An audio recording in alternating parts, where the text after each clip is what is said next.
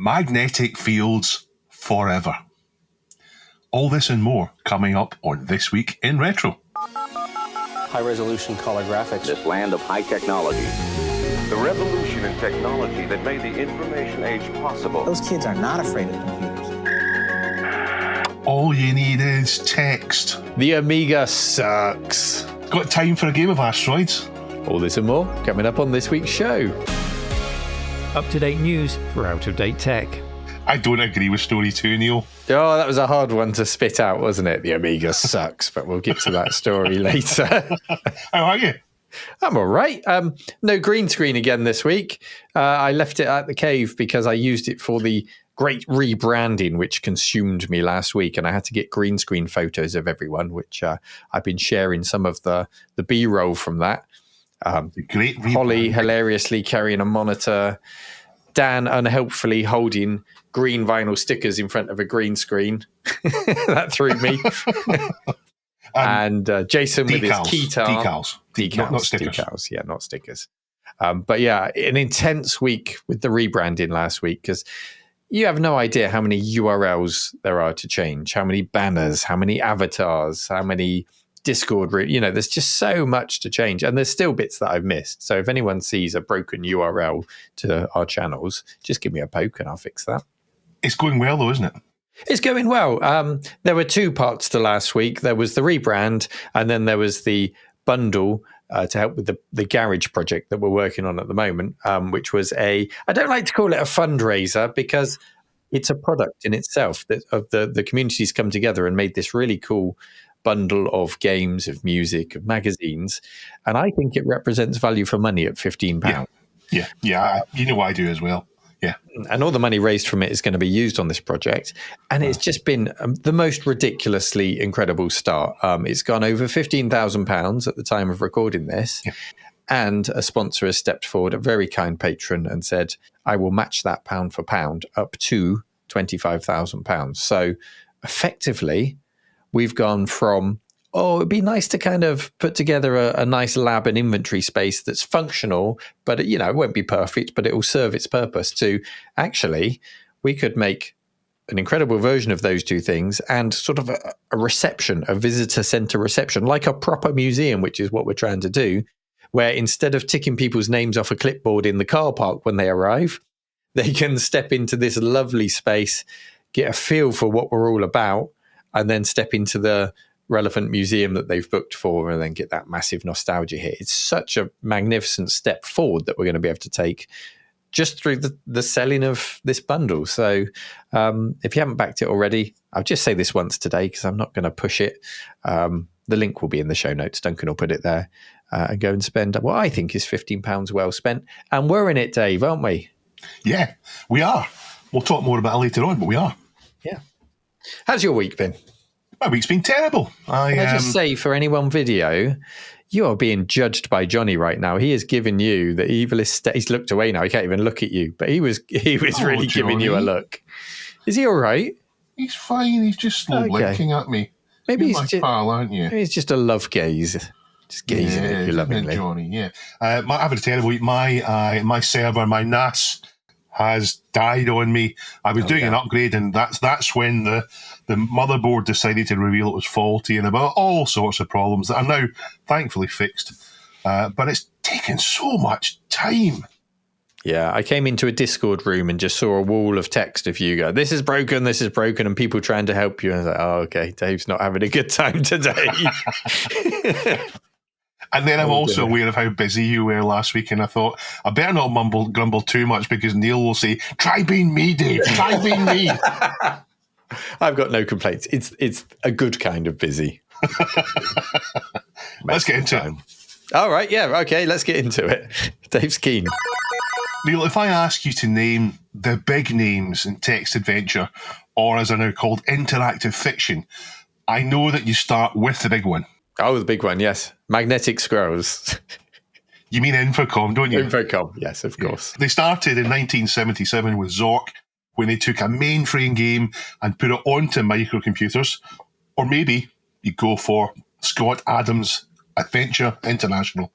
Although coming out after Infocom, sort of, they're simpler games that take up less memory and can't access the disc all the time.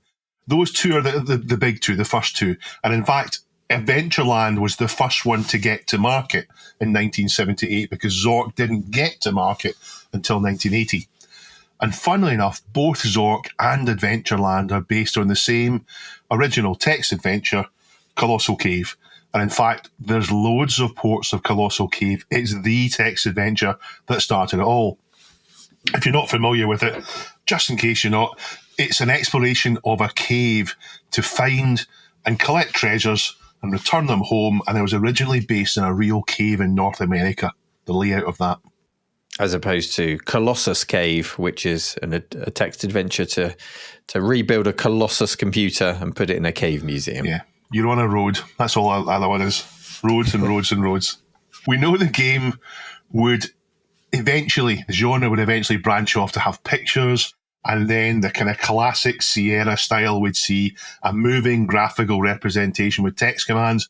Of course, LucasArts would take us all the way to graphics and icons, and we'd have point and click. It was a very sort of natural progression, wasn't it? Yeah. Because very quickly we had text adventures with pictures. Yeah. Sierra themselves did was it Haunted House, whatever it was called, which had line art, line drawings. So it wasn't a huge leap to go to point and click, but it made, it was such a difference. It was an entirely different genre, and then text adventures carried on in parallel to that. It didn't replace them. Yeah. Now, I've seen it said that the whole adventure genre died off, and it's certainly true that it ebbed away and then came back a little when Telltale came back. They're now defunct, but there's still lots of point and click around. But I did have a bit of a shower thought that maybe the reason why adventure games of all sorts tended to die away is because all of a sudden games like RPG games like Ultima, FPS games like Half-Life, and games like Alone in the Dark and Tomb Raider and all sorts of other games suddenly were able to have the adventure narrative that games previous to that maybe weren't able to do. And that meant we could scratch that adventure itch with other games. One of those stands out more than the others for me. Of course, it's Ultima, because that came so early in. That was right when text adventures were doing just great. Whereas the others were much more graphically intensive. 3D worlds, all of that sort of stuff. So that one stands out a little bit. Yeah, I mean, Ultima 4 is the first one that really had any kind of that into it. The other ones were simpler, but as we went through the Ultimas, by the time we got to Ultima 7, it really was so many adventure elements in it. And the earlier ones, just like many games of that era, were quite abstract in that the characters were text characters. It wasn't that graphically impressive, and a lot of the story was told through text. Anyway, carry on. Let's not go down an Ultima rabbit hole. Back to text adventures, though. They never actually died off, though.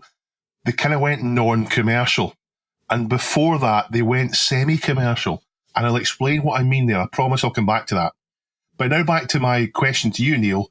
When we talk about what big names there are, I knew you wouldn't forget the two big British names, and that's Magnetic Scrolls and Number 9 software. So things like The Pawn and Corruption from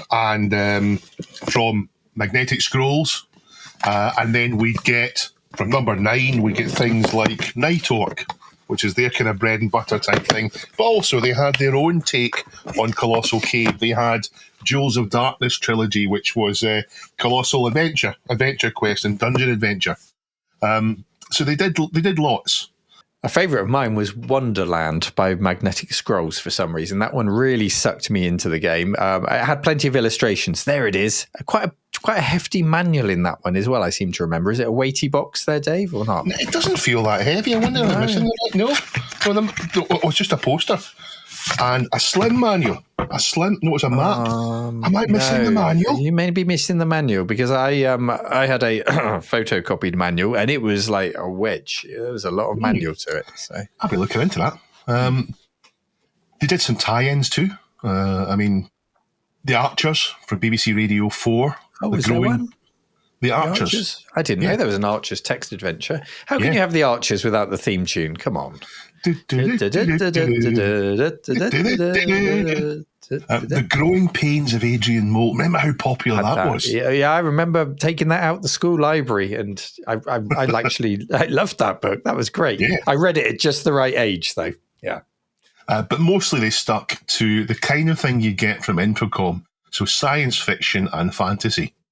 Now, I mentioned I'd come back to semi-commercial software, and that's where Tim Gilbert's comes in. I know that Tim's still involved in retro, so there's a small chance he might hear this. So, hello, Tim. Thank you for everything you've done. You're amazing. Tim's company, Gilsoft, started by selling arcade knockoff games for the Specky back when that wasn't a big deal, back when you could do any game you wanted from the arcade, change the name slightly, and no one bothered about it in the early 80s, in that period before people suddenly realised, hang on, there's some money here. They want that.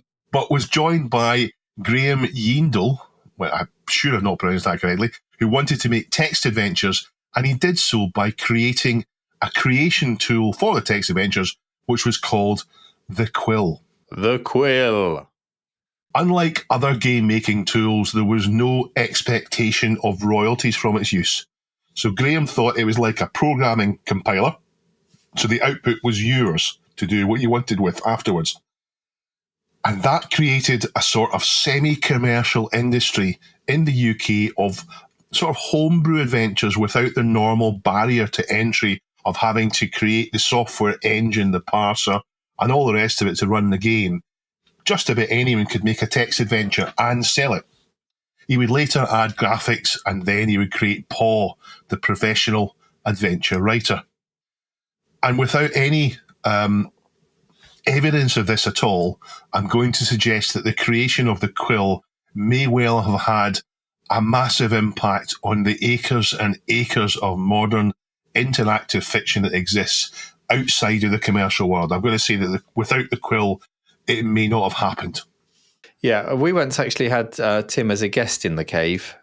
People were full of stories about games they'd made with it, games that they'd actually sent back to Gilsoft, which was his company, for him to assess and then publish. They had their own little publishing department for text adventures that were written using the Quill that met their grade. And of course, they came with lots of games for Tim to sign. It really made an impact on people's lives for people that wanted to make games of that kind back in the day, but didn't have the skills to make the tools to do it. And of course, he's like a wizard. You know, he comes into the room. I am the Quill. Wizard. Fear me. Yes. Yeah. He's a lovely, lovely guy. Lovely guy. But where are we going with all this, Dave? Where are you going? Well, Beatles, Neil. We're going Beatles. A game from Number 9 Software has been in the news. It's one that's not actually a secret, and it has been sought after by Beatles fans for years, I think, and that's why it's quite collectible, and it's called Beatle Quest, and it's based on Beatles lyrics. It's actually made on the Quill and was sold commercially for the Commodore 64 and the ZX Spectrum in 1985. Now, it's not officially licensed in terms that they didn't approach and pay a license to ATV Music, who held the license for it.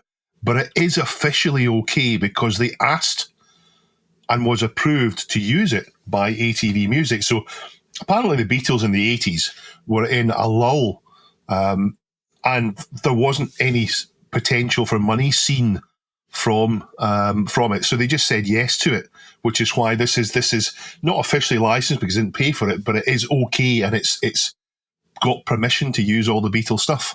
It's funny how all the like legends of music that we think of now had that period, whether it's Elton John or Lionel Richie or the Beatles. They all had that lull where everyone was like, yeah, all right, granddad, your old hat. And then they creep back again, don't they?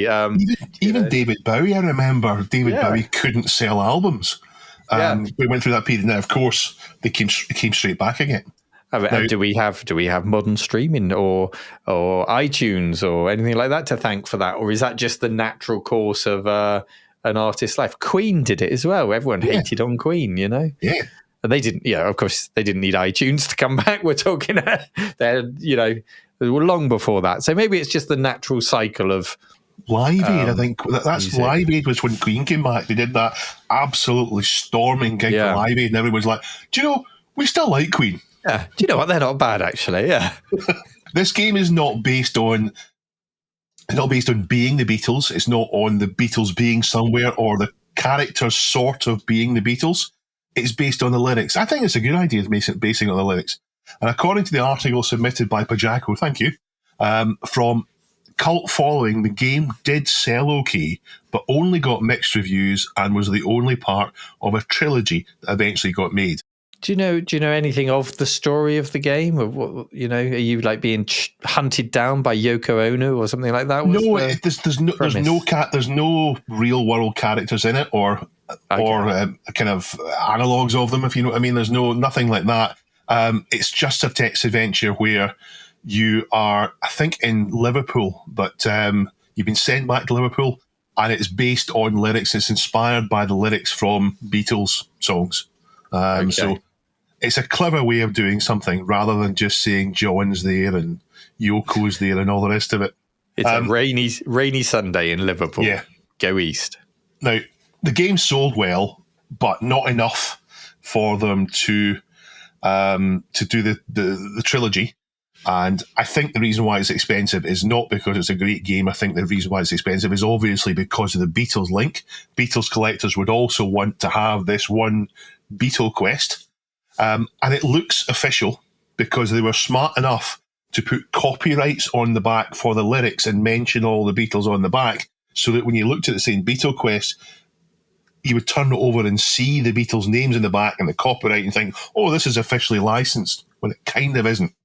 Now, I did tell a lie earlier on, Neil, a little naughty lie, and it was a deliberate one.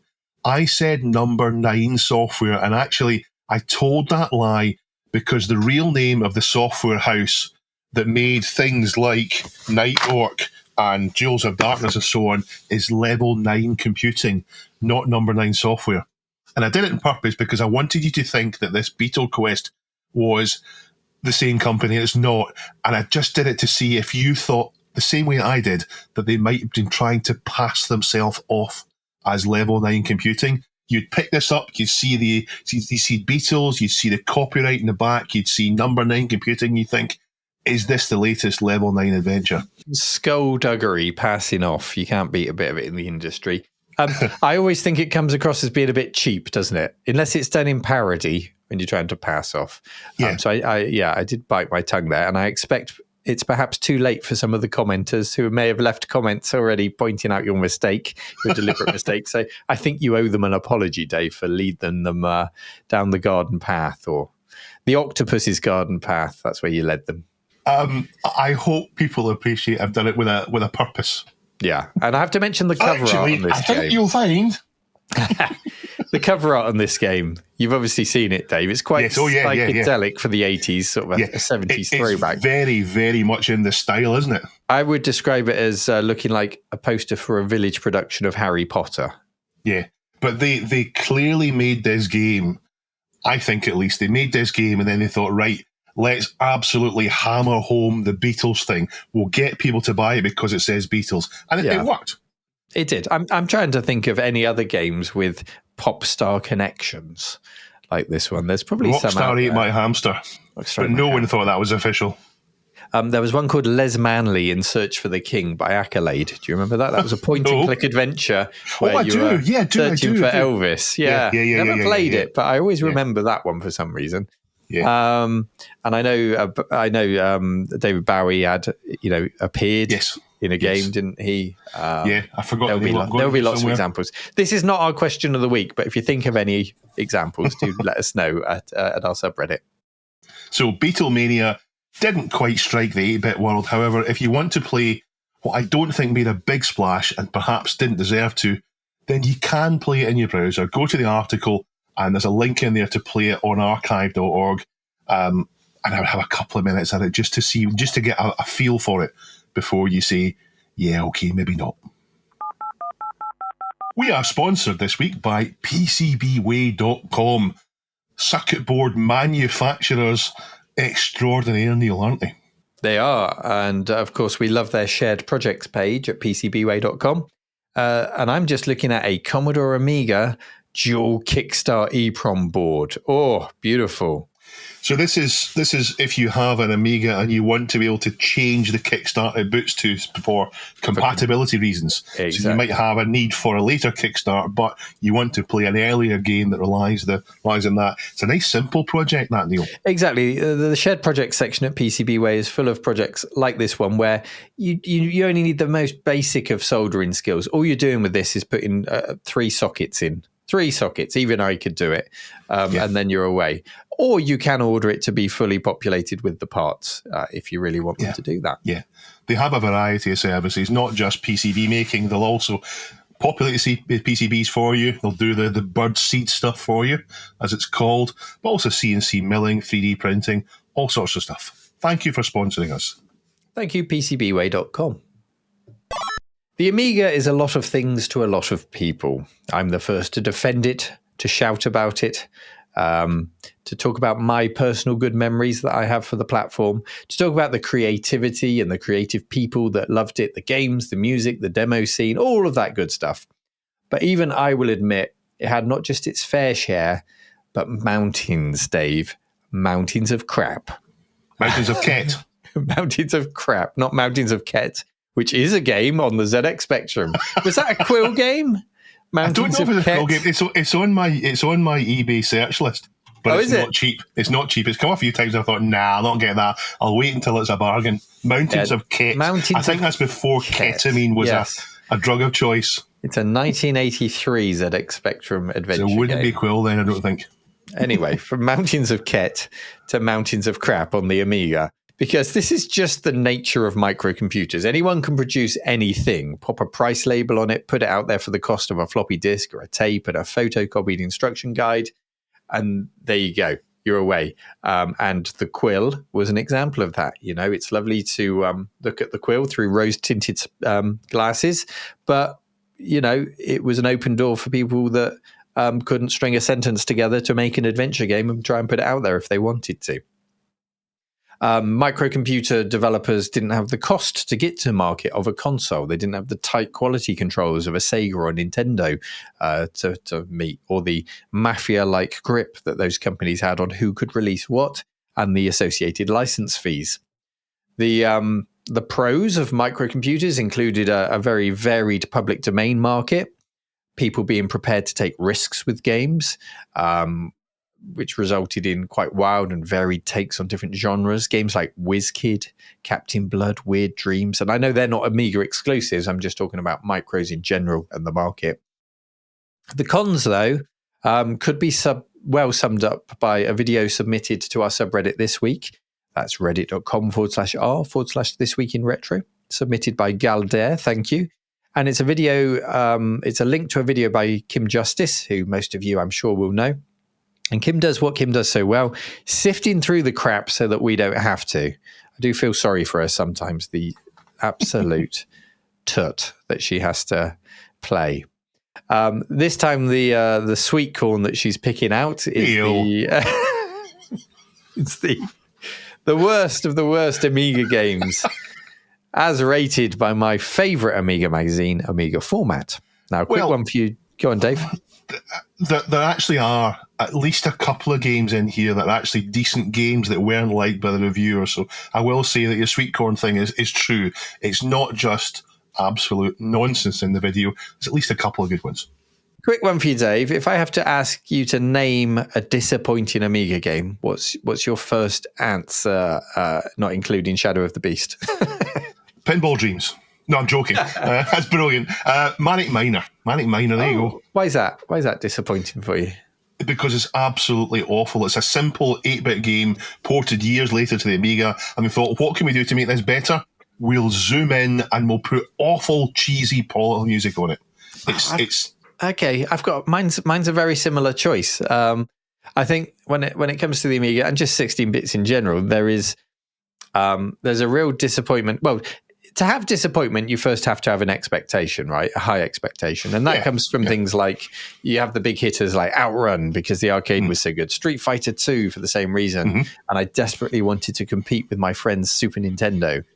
Rise of the Robots is the one that everyone brings up all the time because of the hype. But for me, And actually, just on that Rise of the Robots points, I know it's one that's always brought up, but it's not the only one that got hyped. So many games got so much hype and delivered disappointment. It's just that one always gets picked for some reason. For me, very much like you with Manic Miner, it was Chucky Egg 2 of all things, mainly because I played Chucky Egg so much on my Amstrad, and now I'd moved on to this all-powerful 16-bit machine. I expected a mind-blowing 16-bit adventure, and of course, like Manic Miner, what I got was a very 8-bit game with a few more colours. I had egg on my face, Dave. Yeah, I saw that one coming. There is that weird phenomenon with a game that's great in 8-bit.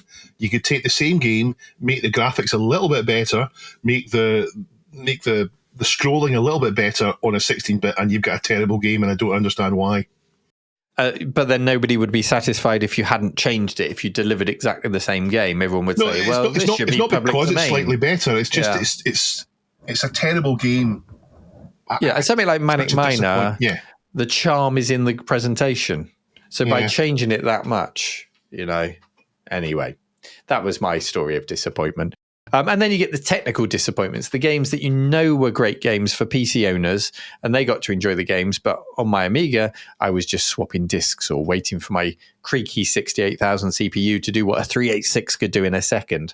Sierra adventure games being what comes to mind, especially without a hard disk for me. Now, in this video, Kim really dives into some stinkers, some that I've never heard of, few that I had but perhaps had buried due to trauma. It's an interesting mix. Some of which come years after the Amiga's commercial life. Did you know, for example, I learned this in her video, Championship Manager 2 was released for the Amiga in 1998. No, I didn't. It's in the video. Didn't know it was happening. It was years later, and Kim explains why it's absolutely terrible. Did you play these Championship Manager games? Yes. Back in the day? Yeah. So you'll remember when you sort of set up a new game, or when you went, cycled through all the results, it was quite CPU intensive. So you had that weight screen. But it was okay. The weights were okay. Usually it was fine. It just gave you a bit of pause for thought, and it wasn't terribly long. Yeah. And that was in 1992. So if you think how complex the game would have become in those next 6 years, it was very much a game made for the PC by 1998. So it's absolutely mad that they released it for the Amiga to run from floppy disk and expect it to do all that number crunching. My thought was, it's 1998, who still got an Amiga? And I thought, people who have got an accelerator and a hard disk. Yeah. So I'm interested. The question that I was left with after watching Kim's video was, what happens if you took Championship Manager 2 and you put it on an Amiga with an 030 and a hard disk? Would it all of a sudden catch up? Would you need an 060? There must have been a hard drive installer on the disk there somewhere. So maybe you would hope so. You would hope so. Also on there are some wonderfully bad CDTV games. Does that narrow it down for you, Dave, from the CDTV library? Not really. Psycho Killer, that's one I always remember seeing back in the day in magazines. And I was fascinated by this move into digitized graphics and video on CD-ROM, even if the Amiga could only do it in a few colors to kind of make it work. It was an interesting attempt, Dave. Is there a killer app for the CDTV? Is there a game on it you think that absolutely blows you away? I'm trying to think back to when you covered it, and you covered a few things, SimCity and so on, but is there an actual really good CDTV game that uses the hardware and the CD-ROM really well?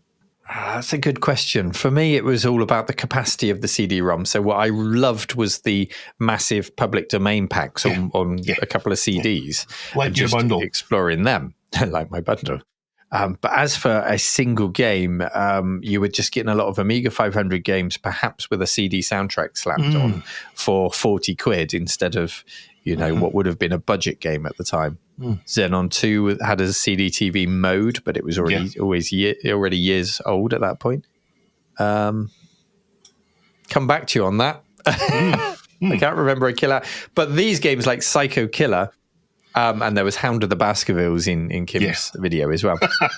These were trying to hook into what the CDTV could offer, the capacity, the multimedia aspect, but the machine wasn't up to it. It really wasn't. The resolution wasn't up to it. When you started having encyclopedias on a 15 kilohertz low resolution television. Oh. Anyway, also in Kim's list are plenty of sports and poker games, strip poker.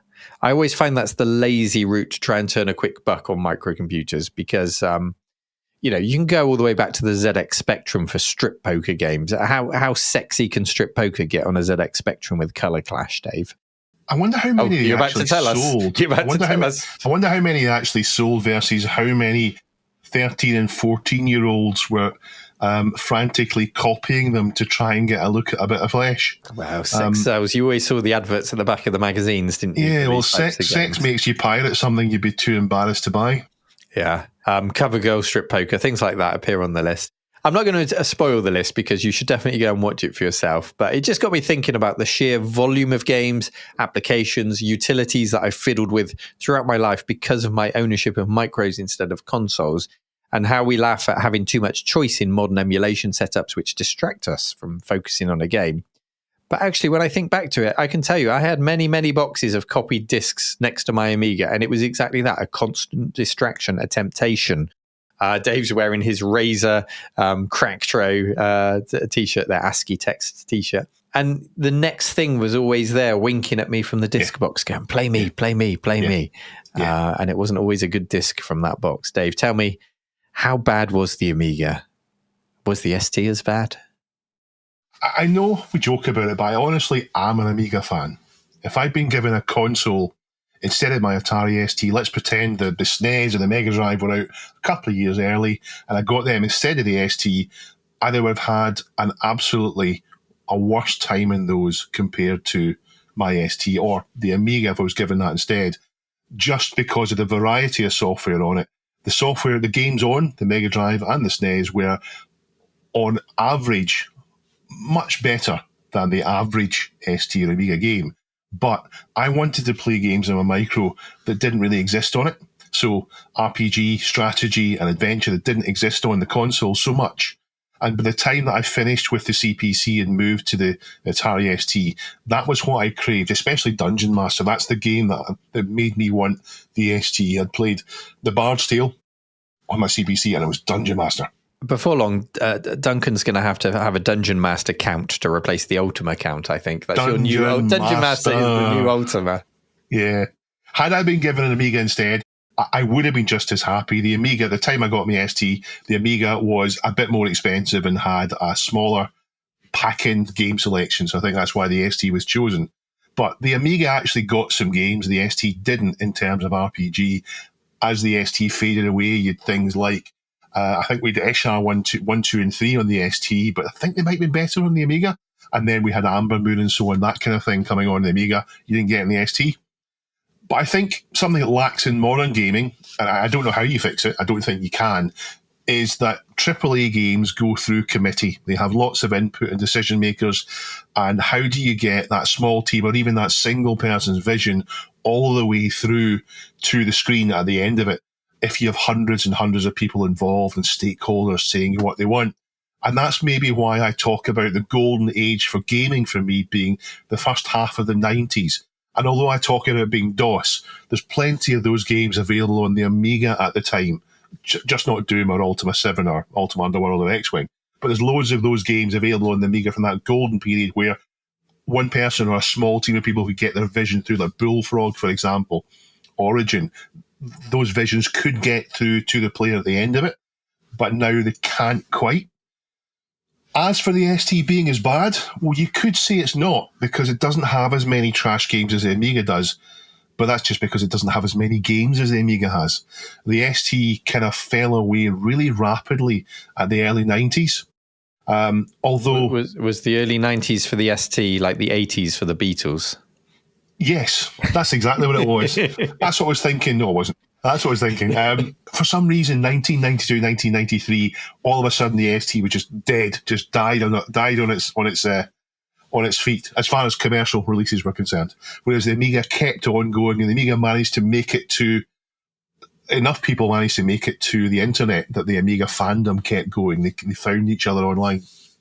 I mean, both companies, Commodore and Atari, the home computer division, collapsed in quite spectacular fashion, and people tend not to want to associate with failure.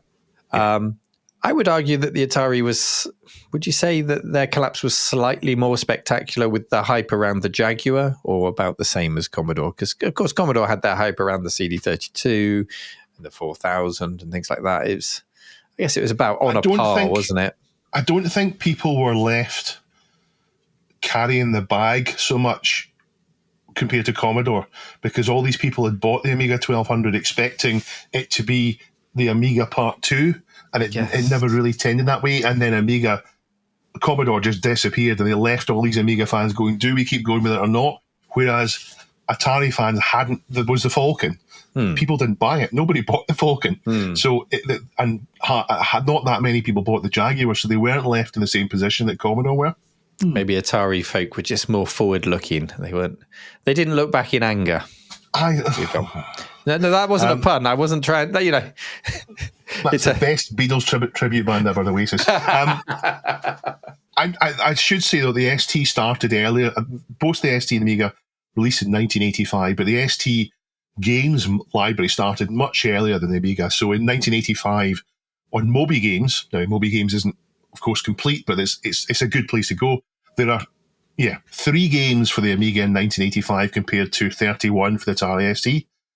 95 in 1986 compared to 118 in the ST. 116 in 1987 compared to the ST's 220. But there's still 400 games on the Amiga from 95 to 99, and not as many on the ST. So although the machines launched at the same time, they had a different lifespan. The Amiga kept going after Commodore died. And if we're going to mention Amiga games that are bad, then we should mention that loads of Amiga games, particularly the earlier ones, are just lazy ST ports. And if you're lucky with those, you get exactly the same game with some cheesy Paula music added on. That type of music that doesn't sound very good using Paula. Whereas, obviously, games like Shadow of the Beast sound fantastic using Paula properly. But I think something that the Amiga is cursed with, and I keep hearing it week after week from our friends at Amigos on the Everything Amiga podcast, is they get to the end of their game reviews and they very often say, but it doesn't feel finished, or it needs polished, or it's too hard because it's not been play tested enough. And that comes back to, you're not committing to a cartridge. So, I know you're still committing. I know there's not online updates and things like that at this point, but it's less of an expense, less of a risk if it goes wrong. And speaking of Amigos and their Everything Amiga podcast and rubbish Amiga games, this week they were talking about the Neighbours game on the Amiga. And there was something just charming and wonderful about listening to 2 Americans talk about a sitcom they've never watched before, Neighbours, and a terrible game associated with it, and trying to pick apart. Well, we knew who Kylie Minogue was, but we didn't know who Jason Donovan was. And who's this Henry the Gardener guy driving around on a lawnmower? I remember Henry. It's currently here. It's a soap, not a sitcom, Neil. A soap opera, sorry, not a sitcom. Yes, yeah. It's a soap opera based in Ramsay Street in Australia. Erinsborough. That was, for some reason, extraordinarily popular in the UK. Maybe it was more popular in the UK than it was in Australia. Well, that's what they were saying on the podcast. They were saying that at one point the BBC was literally funding the programme because it was more popular in the UK than Australia. Incredible. Fond memories of that and the knockoff home and away. With the idea that anyone can write a game for the Amiga, sometimes something wonderful comes through, and that's public domain. And there was some fantastic creative things on that. And again, mention the Amigos, they do the odd Public Domainia episode where they talk about public domain games. And even though the games are even less polished and they perhaps have bigger faults, there's still much more interesting stuff there. You can see what some person's vision was for a game. Games like Worms, games like Ports of Call, things like that. They came, tools like Octamed, they came just through people experimenting and putting it out there because they could. But I do like going back to Kim, I do like proper in-depth reviews of games, because where they come into their own is where the game doesn't grab you right away. So there's a great game buried there, but you wouldn't know about it if you boot it up from a GoTech or from your box of pirate floppy disks and you play it for 30 seconds before hitting the eject button, putting a new disk in, and cycling the power, you need someone to tell you, look, play this, and after 15 minutes, you'll get grabbed. Yeah. Well, go and check out the video from Kim, if only to see a game called Kung Fu. You must see that game. I like the look of that one. It's up there with Top Banana, isn't it? Yeah. So yeah. No, the Amiga doesn't suck. Let's make that clear. The Amiga does not suck, Neil, even though you think it does. Yeah, let's get that clipped. Dave saying that. So yeah, go and check out Kim Justice's video. Link is in the show notes, as are the links to anything else we discussed today, as well as our subreddit, our Discord chat server, and our Patreon page, patreon.com/thisweekinretro. Le temps, la vie, l'amour, Housekeeping by Dave. I'd like to welcome 2 new patrons. Thank you very much to Rob and to Hooter Noodles. Hooter Noodles. Isn't that a celebration up in Scotland? Don't you do that at New Year's Eve? You have a Hooter Noodle. I was thinking about Hooters in America. Where the noodles come in there. I don't know. Thank you very much for becoming patrons. How do people become a patron, Neil? I've just said it. You go to patreon.com/thisweekinretro. Do it twice. There is a secret episode of This Week in Retro, and you can only see it if you buy the pack from the Retro Collective. Neil and I recorded that less than a week ago, and we go through the contents of the pack. It's a sort of editor's welcome pack to the magazine for the pack. And the pack itself is imagined as a cover CD. Just to highlight my pain in updating URLs, the shop where you buy that is still rmcretro.store. So I need to update that at some point. But that's where you go to buy the bundle, rmcretro.store. Computerist 1969 was inspired by our 3DO chat to look at what seems to be a modern port of Mortal Kombat 2 on 3DO. And it looks really, really good. Well, it should be. That system should be more than capable of doing a 2D, beat 'em up, as it did with Street Fighter 2. Yeah. But nice to see it done. And like the Jaguar, I want to see more and more ports for that system come out to really show it off. Yeah. Yeah. Correct. Historic wrong. On to briefs now. Nintendo has lost in court versus Super Mario. So that's a Costa Rican supermarket called Super Mario. I am surprised by the result because it was only registered in 2013, long after Super Mario existed, but it bears no other resemblance to the magic mushroom munching plumber. So thanks, Pajako, for letting us know. Eurogamer has a story titled, "Did a US games publisher really get raided by US intelligence services over a fighter plane that never existed?" And it's about the urban legend surrounding the F-19 stealth fighter. No spoilers. Go and read the story if you want to. Thanks to Nick Farley for submitting that. And I do know of games where we had stealth fighter games where the plane wasn't quite right, didn't we? And then they updated it later to once it became revealed what it was. But we still enjoyed the game. That was a time when there was real innovation like that happening with stealth fighters at the same time as the game's coming out. It's really interesting. Modern Vintage Gamer has done a video on the old Amiga punching bag game, Shadow of the Beast. Now, I say punching bag for 2 reasons. Firstly, it's the main gameplay mechanic, but also lots of people have a go at the game for being amazing hype, sound and graphics, but bad gameplay. The atmosphere in this game is incredible. He's, of course, not the first to call it the greatest tech demo ever, but his video is really interesting because it goes beyond the usual bashing of it and explains the actual technology in the game. So thank you, Active Barracuda 50. C3R7X links us to a blog-styled article titled "The First Perfect Computer." The first perfect computer. And it's an interesting repair on an Amiga 1000. The first perfect computer, Dave. Yeah. Will you take the leap from the Amiga's not crap to it's the perfect computer? Is that too big a stretch? I did read this looking for a thorough justification of it. I didn't find it. He did go as far as to say in the actual blog entry, he said, arguably one of the most important 16-bit computers. And I thought, hang on, arguably one of the most. It doesn't really say much, that, does it? Of course it's arguably one of the most. It is one of the most important 16-bit computers. Certainly not the most, but it's certainly not perfect. I think we're going to be hearing a lot more conversations like this year because, of course, it's going to be the 40th anniversary of the Amiga, later named the 1000. So it's going to be coming up a lot. There's going to be a lot of fandom. Yeah. Just so you're ready, Dave, just so you know to brace yourself, order the T-shirts that you might need to order to deflect and defend yourself. I like the Amiga. I don't want to bash it. As long as Amiga fans don't then decide to stamp on everything else, I don't mind. One we'd have loved to have gone into this week if we had more time, but we don't. As well as I'd love to have gone into the F-19 story this week. But another one is one submitted by Squelch411, and it's titled, What Happened to Packard Bell? They were a huge name in the UK and US, and maybe elsewhere too, I don't know. They had subtle little design choices on their subtle little blue highlights and so on. Some less subtle than others. Yeah, to make them stand out. They got maybe a bit of an unfair reputation, or maybe it was fair. This article explains why they didn't last.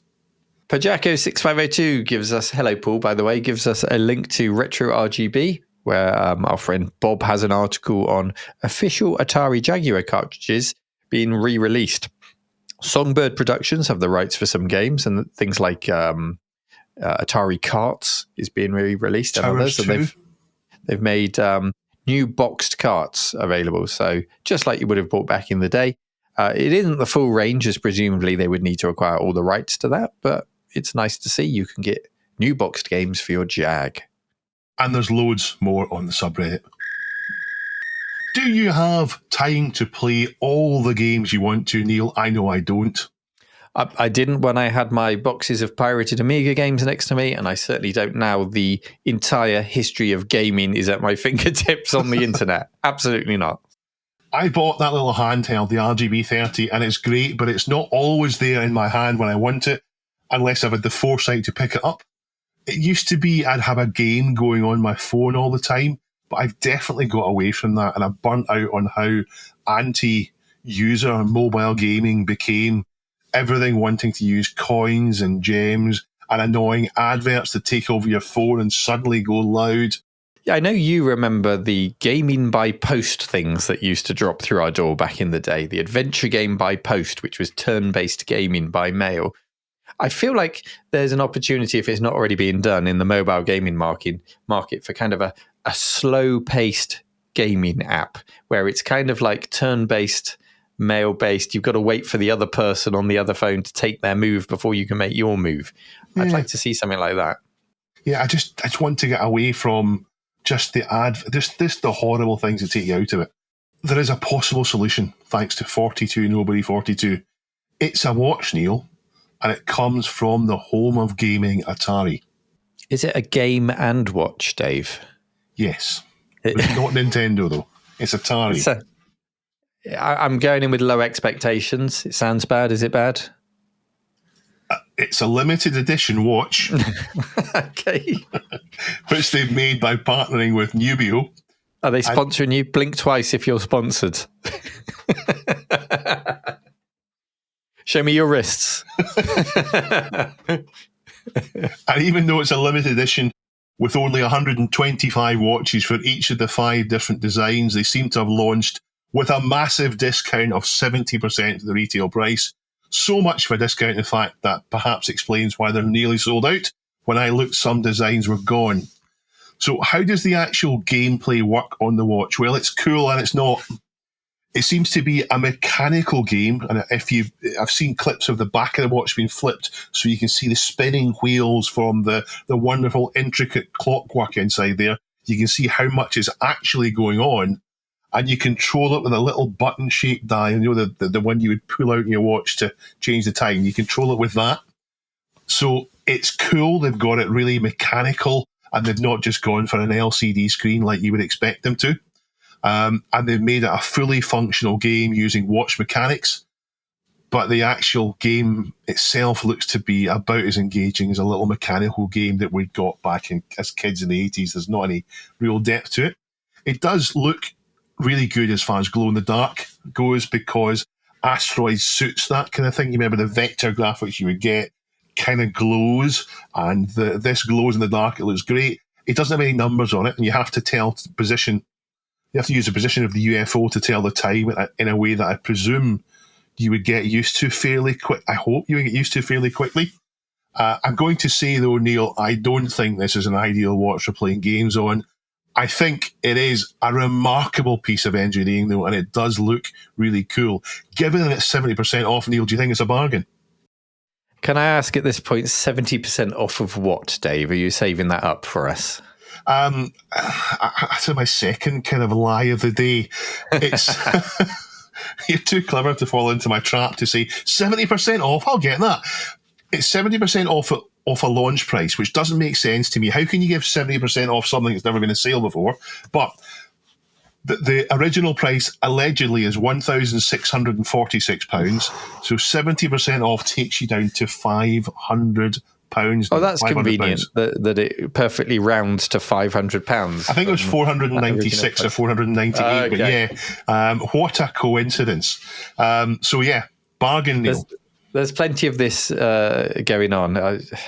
Unless you're winding me up, Dave. There's plenty of this going on at the moment. I think there's a Venn diagram for retro gamers who wear watches, the age they must be, and the games that they're nostalgic for. So this is Asteroids. Okay, it's the age of, I think in general, older people wear classic watches, wind-up watches. Do you know, I wonder if it's just so you can see, look what the watch does. People's attention are grabbed to how, because it is quite a striking appearance on the watch. And you can see, look, it's not a screen, it's actual real watch mechanics. Look, okay, Grandad. Yeah. So this is Asteroids. Recently, we also had Capcom's 1942 on a watch that was around £400 after a big discount, apparently, which sold out pretty quickly. That was from AV8 made that one. And it was a nice looking watch, but I can't help but think if a pixely game watch is your thing, that you might get a bit more enjoyment out of a smartwatch that you can change the game faces on.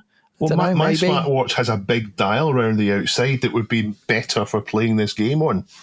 Well, I can't imagine many people actually want to play games on their watch. I think it's more about just look. Well, I love the watch is always or whatever. The point I was making at the start was the watch is always with you. So if you want to play a game, if somehow they could make a game that was good and engaging enough on your watch is always on your wrist. So you're never without the chance to play a game. Oh, maybe if you combined it with AR in your glasses and it was just like a useful joystick just on your wrist that you could move about, that would be quite nice. A zip stick watch, that's what we need. With real micro switches. Yeah. Imagine playing Daley Thompsons on that. Nobody can see what you're doing in your AR glasses.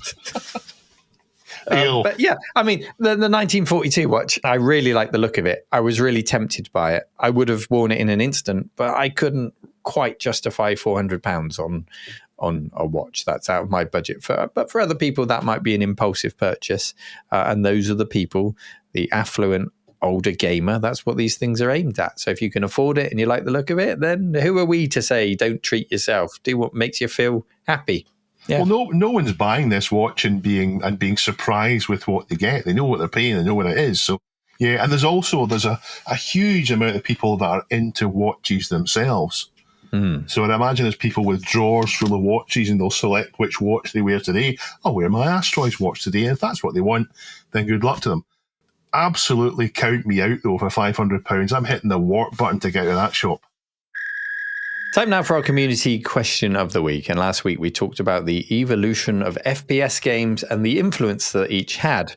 But what game from any genre do you think had the biggest influence on the games industry that is not Doom? And Duncan has thrown in an answer for us. Duncan's answer was, how about something that went very wrong and taught the industry what not to do? Cyberpunk or Concord, perhaps, are modern games that come to mind. But what about 8 or 16-bit games, anyone, says Duncan. So Cyberpunk, I know that one. Concord? That was a much more recent huge one, multiplayer game, wasn't it? So underperformed, they cancelled it. It just felt so generic to me when I looked at it. It was just like autocomplete had made this game. Yes. Yeah, I know. I think it was you who sent me the trailer and said, just look at this, Neil. It's like every FPS kind of tried to roll into one, and a bit of Guardians of the Galaxy and just not working. Slop. Yeah. Yeah. So our top answer comes from none other than Crafty Log 6915. Yes, hello, Crafty Log. How are you? Crafty Log, good to see you. Says Street Fighter 2. It was a massive game, probably sold as many Super Nintendo consoles as Nintendo first-party games. Following that, the early 90s saw a massive explosion of one-on-one beat-em-ups outside of PC games. One of the games that shifted the perspective of games being for little kids and becoming more mainstream. Yeah, we have Street Fighter 2 to thank. So many Street Fighter 2 games came out. There must be about a dozen of them, if not more of them. And then you've got King of Fighters and Marvel vs. Capcom, all the other games that to me look like Street Fighter 2 and are as close to Street Fighter 2 as too many of them. Happy Coding ZX says Pong, but perhaps not in the way you might expect it. Aside from starting the arcade industry, the gameplay of Pong led to Breakout, which itself led to Space Invaders. The transformation from a pixel being a ball to a bullet led to Galaxian, then Galaga, and pretty much anything and everything that involves avoiding and shooting goes on from there. Yeah, very good point. The evolution of the gameplay, but also the graphical fidelity, the ability to go from a bat to a spaceship to, all of the other things that these games introduced. Really nice answer. Colin the Activist says Tetris, because how many clones does one need? And Lord Borak says, yes, agreed. Certainly made puzzle games a big thing. We had puzzle games before, but nothing on the scale of Tetris. That really did just blow it all up and make everyone go, puzzle games, that's the next big commercially viable thing we need to hook into. Yeah. Any other answers stand out for you? Yeah, Pajaco's got Manic Miner, but Manic Miner wasn't the first one like that. Manic Miner was based on other things. He does justify his answer there. Yeah. Dungeons and Dragons. Yeah, Dungeons and Dragons had a big influence on it. Ultima, mentioned there. Thank you, Namco. The Nerdy mentions Sid Meier's Civilization, Star Wars Dark Forces from Lord Borak, and about how he played Doom, but this was really the game, the FPS for him. Snake 785, Metroid. It's nice to get some console answers as well, because we are a bit more of a micro-heavy community. We just had a whole section today where we bashed consoles, Neil. Yeah, Jeff Mendoza says Mario 3 on the NES. There's another Pong from Snoo. He says, I would say Elite, but I have to say Pong. And Richard Shears will make you happy. Yeah. He says Dungeon Master in his answer there. Yeah. And Revs and Elite. Yeah. There's lots of them. There's lots of influential games there. Thank you very much for your answers. Do we have a question for this week, Neil? Do we have a question this week? We do have a question. Lots of good answers this week, so thank you everyone for contributing. And our question this week takes us back to text adventures. We're going to have a bit of fun with this one. It's never too late to write a text adventure, so we want your pitches. Dave is going to be Lord Sugar. We want to make it fun. We want you to pitch in exactly 6 words, no more, no less. It must be 6 words, what your pitch is for your text adventure. For example, I might say, man loses Amiga, epic recovery quest. That's my text adventure. Your 6-word interactive fiction pitch, please. Best answer gets made into a game. We promise. One day by somebody, maybe. Head to reddit.com/r/This Week in Retro, where you will always find the question of the week pinned. And of course, lots and lots of wonderful news stories from the community to browse. Make it your homepage. Go and browse through. Lots of stories that don't appear in the show. And please do remember to submit stories when you come across them to that page so that we can pick them up and chat about them in the show too with you and ask for your opinions. Thank you for listening. Dave, anything to add before we wrap it up? No. Have a nice week, people. Thank you for coming to see us. Yeah, thank you very much. And, well, take care. All we need to do now is wave. He's waving. Take care, everyone. Say goodbye, Johnny. One last time, rmcretro.store, buy the bundle. Okay, thanks, bye. Stop shilling.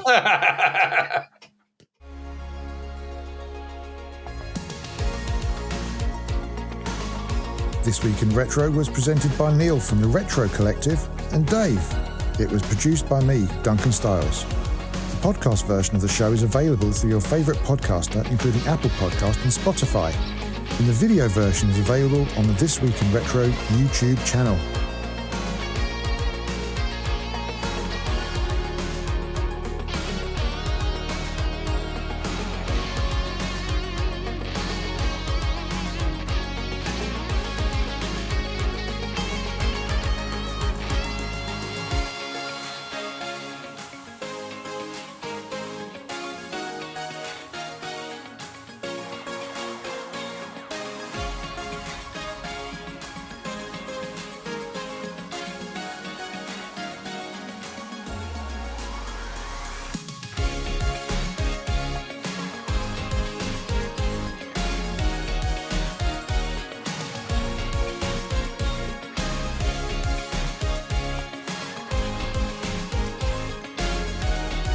Join our community subreddit at r/This Week in Retro to suggest and vote on the stories we cover on the show. If you watch This Week in Retro on YouTube, please give us a like and subscribe to help us reach new viewers. If you enjoy our show and would like to support it, then please check out the link to our Patreon page in the show notes or description. Thank you for listening, and we'll see you next time for more up-to-date news for out-of-date tech.